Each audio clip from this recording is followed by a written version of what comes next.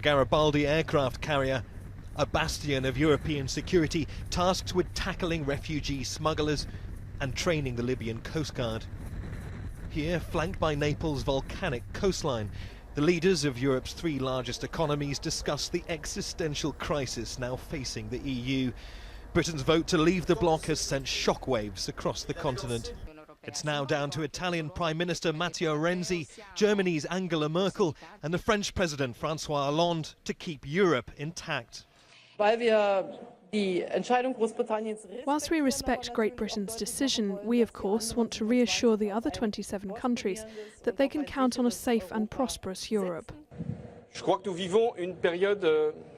We live in a historic moment. Can we dispense with Europe or not? The answer is clear. We need Europe, but a Europe that protects and reinforces national economies.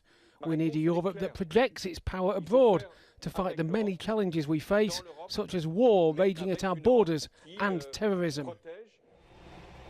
Earlier, the leaders visited the island of Ventotene and laid a wreath at the grave of Italian intellectual Altiero Spinelli. The island once held a prison camp where Spinelli, one of the founding fathers of European unity, was incarcerated during Mussolini's fascist regime. This whole meeting is steeped in history and political symbolism. But even before Britain's shock decision to leave the European Union, the bloc was facing some of its biggest challenges ever. The biggest migration of people across the continent since the Second World War, youth unemployment in its southern states, especially here in Italy, and the aftershocks of the Greek debt crisis. If ever there was a need for a rallying cry for Europe, then now is the time. There's also deep concern in Brussels about Brexit contagion. Several nations, France, Hungary, Austria and others, have all seen a surge in support for Eurosceptic parties.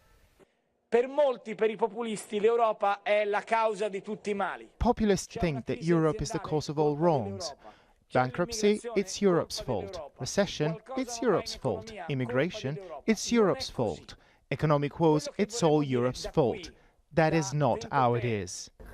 The EU now plans to offer incentives to African governments to help reduce the flow of economic migrants to Europe, but the EU's divided on how to pay for it. Failure could be dangerous for the French and German leaders.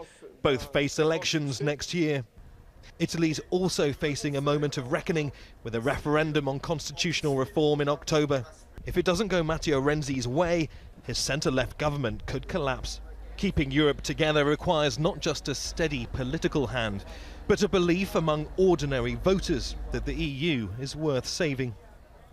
Neave Barker, Al Jazeera, off the island of Ventotene, southern Italy.